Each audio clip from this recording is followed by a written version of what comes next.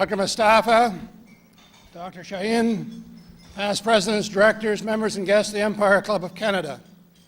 My name is Charlie Coffey, and in addition to my day job at Royal Bank, I am the third vice president of the Empire Club of Canada. And again, I welcome all of you to this luncheon today, and I'm here in the absence of our president, Bill Whittaker. The Empire Club of Canada is a not-for-profit organization founded in 1903. We're very proud of the fact that we are North America's oldest national speakers forum of record. Of course, new members are always welcome, and you can learn more about us, the organization, and can access at the same time some 3,000 previous, and I would say inspiring, speeches. You can access all of that at www.empireclub.org. I would like now to introduce you to our distinguished head table. They will rise briefly, and I would ask you, the audience, to hold your applause until all have been introduced. From the audience, far right, Bart Mazzenti, partner, Mazzenti and Roberts Corporation, and the immediate past president of the Empire Club of Canada. Joshua Furlong, senior student, Monarch Park Collegiate Institute. I want to tell you that Josh has a special interest in business courses and is presently also placed in cooperative education at Cosette Communications. Josh has been very involved in helping to raise funds to build schools and to provide fresh drinking water for the people of Masai Mara in Kenya. He's been doing this with his business classmates and the Free the Children organization. And I'll tell you that Josh plans to study business at university next year. Dr. Farood Shaheen, President, Islamic Society of Niagara Peninsula, and the founder of IDRF. Asba Hatniani, grade 11 student, Islamic Foundation School. Asba has an excellent academic record, receiving the Principals Award for 3 years, and also winning the Dr. Bayoun Leadership for Success Scholarship. She founded Radio IFS at her school, won public speaking awards, and has taken part in numerous interfaith dialogues. Besides school fundraising for disaster relief, she has also been a regular volunteer with 2 community organizations, NMJ Canada and Al Anzar Foundation for the Homeless. In recognition of her outstanding success, Asba has been elected as one of the top 25 future leaders of tomorrow by Bentley College in Boston. Asba, well done.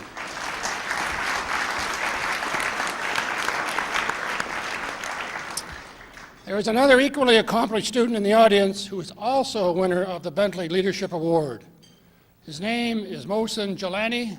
Mohsen, would you please stand and be acknowledged by our audience today? Well done.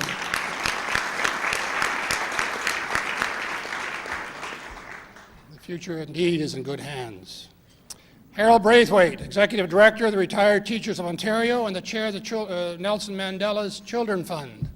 From the riding of Newmarket, my apologies. I don't look like Belinda. He said he didn't look like Belinda, he's right. The Honourable John McCallum, Member of Parliament, Markham, Unionville. And a former colleague at RBC. From the audience's far left, Kamal Hassan, Director, the South Asia Group Limited, and also a Director of the Empire Club of Canada. Yazim Ratanzi, the Member of Parliament for the riding of Don Valley East, and her wonderful suit would suggest to you what party she may be with. Mohammed Al-Zaibek, Chair and Chief Executive Officer of Helpcaster Technologies, Inc., and the sponsor of today's event. And Mohammed, our sincere thanks for your generosity. And finally, Dr. Rafi Mustafa, the President of the International Development and Relief Foundation, who I will have more to say about in a moment. Ladies and gentlemen, your head table.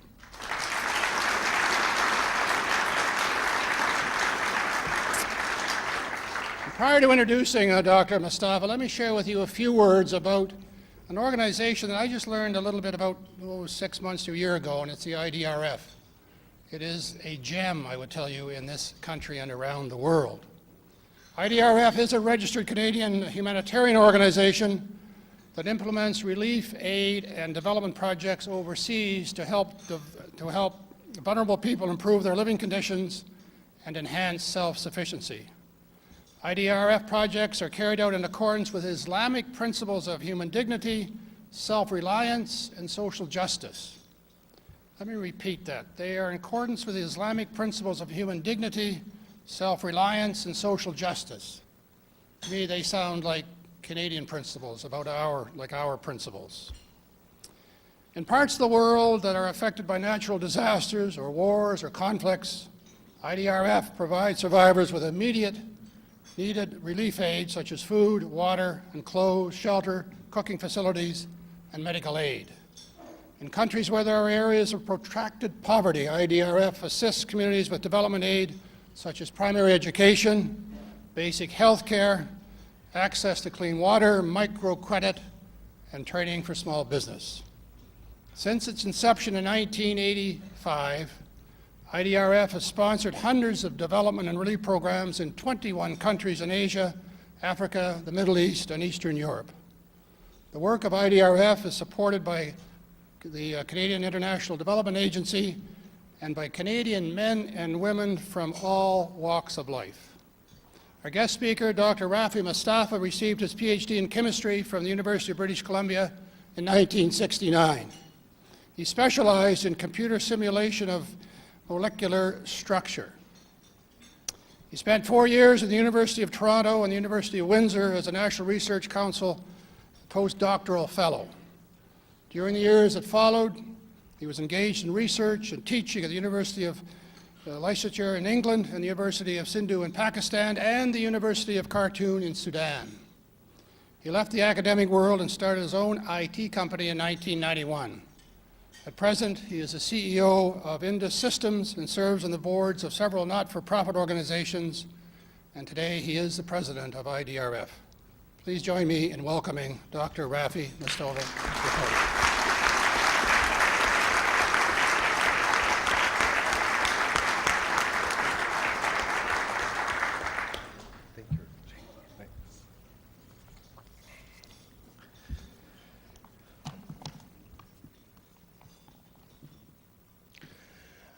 Distinguished guests at the head table, ladies and gentlemen.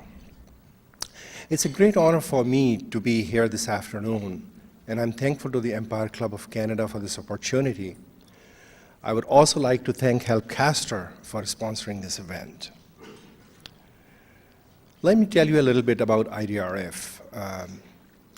Probably a few things more than what Charles Coffey just mentioned. As he said, the International Development and Relief Foundation, or IDRF, was set up in 1985 by the Council of Muslim Communities of Canada. And its mandate is to help the destitute of the world, regardless of race, religion, or color. Even though IDRF still relies mainly on the generosity of Canadian Muslims, but the list of supporters of IDRF includes donors such as the Mennonite community, various church groups, corporate donors, the federal and the provincial government, and many, many individuals, organizations, and foundations. Over the past 20 years, IDRF has gone from country to country in Europe, Africa, and Asia, setting up schools, creating jobs, digging wells, and providing food, medicine, and basic health care to the needy. So this is a brief introduction about IDRF. Let's now come to our topic and examine how we can build bridges and business through international development. This afternoon, I would like you to meet a man from the other side of the globe whose life has been touched by the people of Canada. He's a 37-year-old fisherman who lives with his wife and a 12-year-old son named Murshid in a coastal town of Bangladesh. There was a time when he spent his entire day on the boat but he was never able to catch enough fish to provide adequate living for his family. Until one day, he got a loan from IDRF to buy a fishing net, which he did. His daily catch went up. He had more money available to look after his family, and soon he was able to pay off the loan. He even started sending his son to the school and gave him 5 takas every day for pocket money. Now, those 5 takas were enough for little Murshid to buy a packet of roasted chickpeas, a popsicle, and a pack of chewing gum. And he still had some change left over. Or, with 5 takas, he could buy a can of Coke, which he had never tasted before in his life. But he didn't want to spend all his money on a can of Coke. So he resisted the temptation for a few days until he could fight it no more. So one day, during the school recess, he ran to the nearby store and threw his 5 taka coin on the counter. Moments later, for the first time in his life, he was holding in his hand an ice-cold can of Coke. He opened it as fast as he could and put his lips on the oozing liquid. He took the first sip, and it tasted strange. Then he took another sip, and another one, until he had a big belch. He put his hand on his tummy and laughed. He thought that it was a drink from heaven. Little Murshid had suddenly become a consumer. He had acquired purchasing power, and he had used that power to buy a can of Coke. Now, I can't tell you precisely how that 5 taka coin was distributed, but obviously part of it went to the local retailer. Some went to the government of Bangladesh in Texas. Some went to the employees of Coca-Cola. Some went to the suppliers of raw material. Some came into your pocket if you were a stockholder of Coca-Cola. And some went to the government of Canada when you cash your capital gains. A little intervention from IDRF had put money into so many pockets. And in that process, it had created a market and had empowered the consumer. The government, the corporate sector, and the individual donor form the 3 corners of an equilateral triangle. And the NGO sits right in the center of the triangle. The NGO gathers its resources from the 3 corners and distributes the dividends to them. The government gets paid in taxes. The corporate sector gets paid in market growth for its products and services. And the individual donor gets paid in tax benefits and spiritual gratification. International development is good business, and that's why countries invest in it. In 1970, 22 of the world's richest countries, including Canada, pledged to spend 0.7% of their gross national income, or GNI, on official development assistance, or ODA. 36 years later, 5 of those countries have even surpassed their 0.7% target, but Canada is not one of them. Countries like Norway and Sweden are now approaching 1% mark. Unfortunately, Canada still sits close to the bottom of the list. Last year, we spent only 0.27% of our GNI on development. Incidentally, the United States sits at the very bottom of the list, just above Italy, and it spends only 0.17% of its gross national income on development.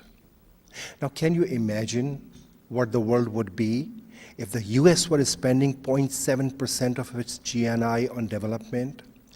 Today, the whole world would be drinking Coke instead of water. God forbid.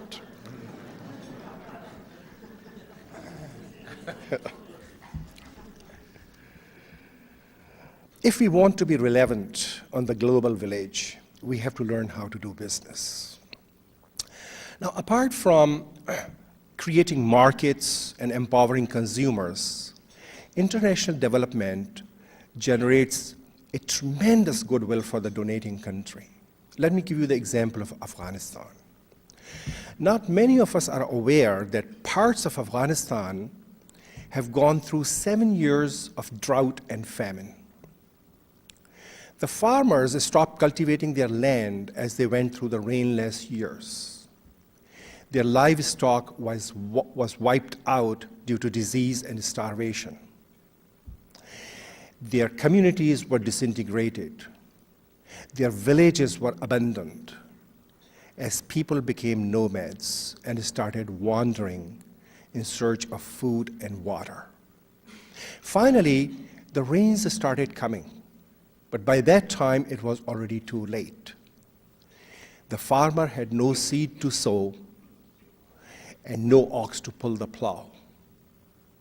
At that time, IDRF undertook an initiative with SIDA funding to revive agriculture in that area.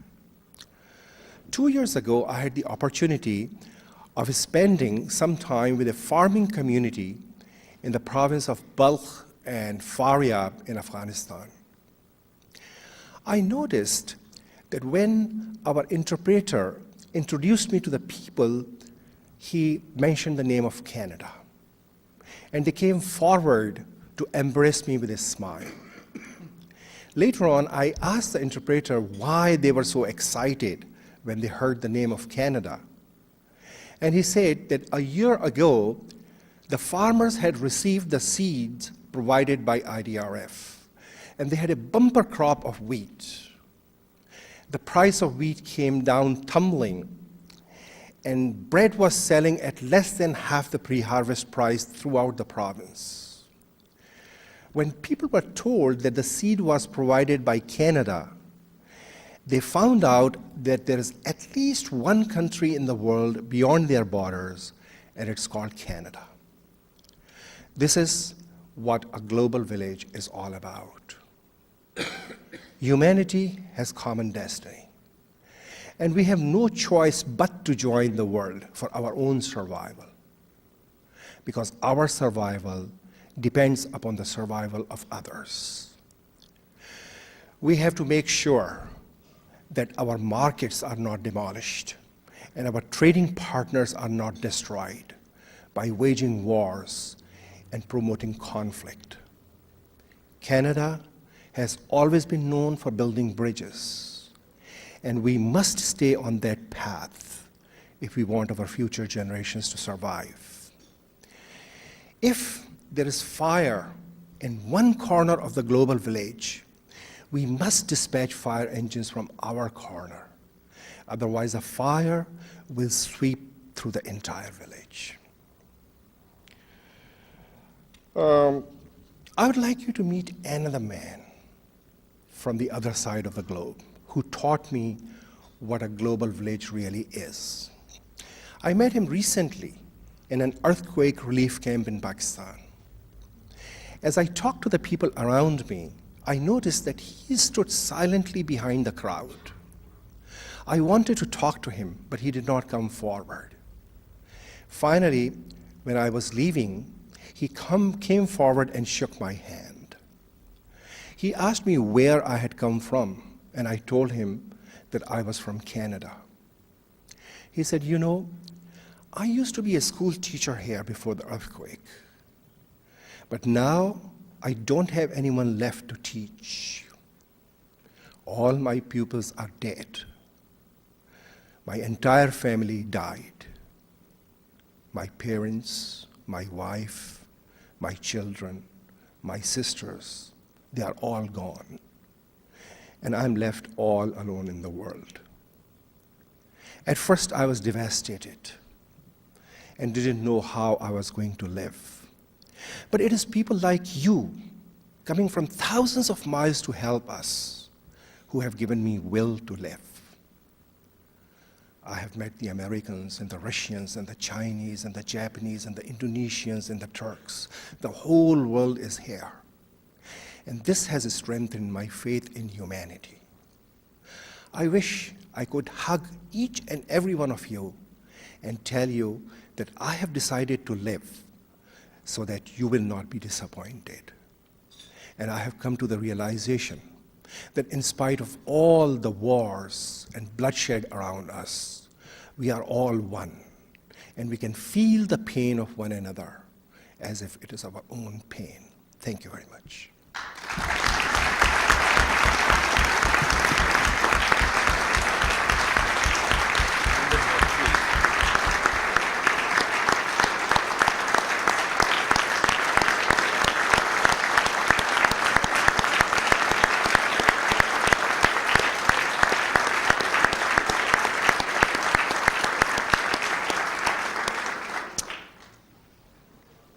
I'll now ask Kamal Hassan, a fellow director of the Empire Club of Canada, to bring thanks on behalf of the club and of the audience. Kamal?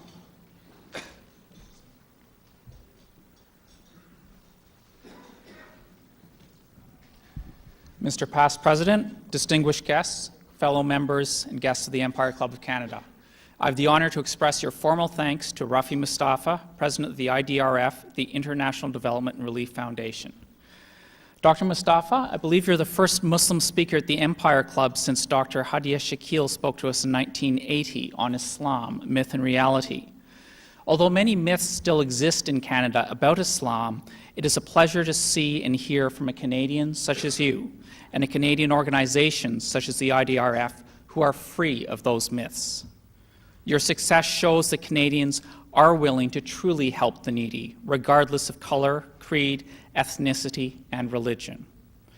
You've given excellent examples of your work through your talk today, such as your work in Afghanistan, work which is as crucial, as important, and as truly Canadian as all the peacekeeping we are doing there. I noticed that you did similar work in Sudan last decade, in another country around which the guns of war are rumbling today. And I agree that development work such as the IDRF's is much more likely to bring peace and prosperity at a fraction of the cost than any soldiers we could send. Thank you on behalf of all of us for your inspiring words and the example set by your organization, from its founding by Dr. Fuad Sahin, here on my left, up until your work in the present day. Thank you very much.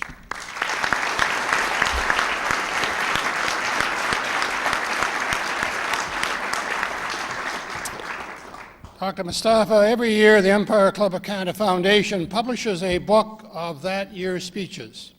We would like you to accept a copy of the speeches that were made here in 2005, knowing when the 2006 edition is published, your comments will be recorded as well. And we also have another gift for you, that being Who Said That? A review of the last 100-year speeches and some pithy comments, including some we heard from you today, and when this is next published, your comments will be there as well. Dr. Mustafa, thank you.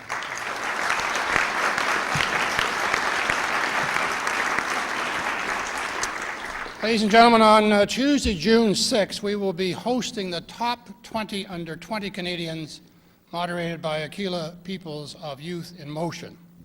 Our guest speaker on Tuesday, June 13th, will be Henning Kagerman, the CEO of SAP Inc. and a member of the Supervisory Board of Deutsche Bank.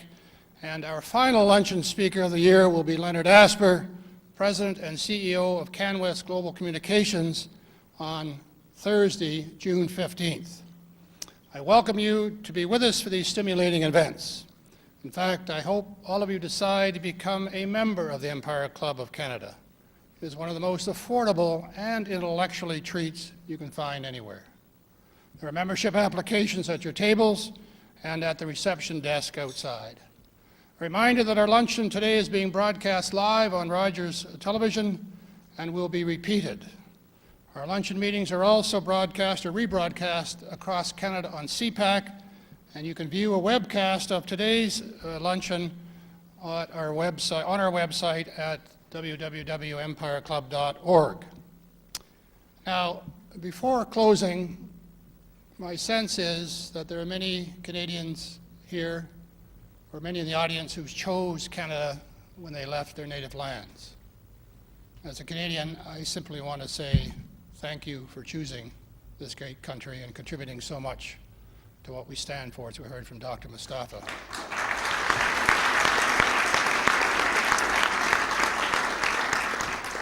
And finally, I want to single out a friend of mine. Her name is Claire Wahogora. She survived the genocide in Rwanda. Claire witnessed the murder of her father, lost a 19-year-old sister and a 22-year-old brother. And when she recovered from the shock, she felt two big hands around her head, and that individual said, "You are safe with me." That individual was a fellow Canadian, General Romeo Dallaire, now Senator Romeo Dallaire. Claire Wahogora, would you mind standing and being acknowledged by the audience, please?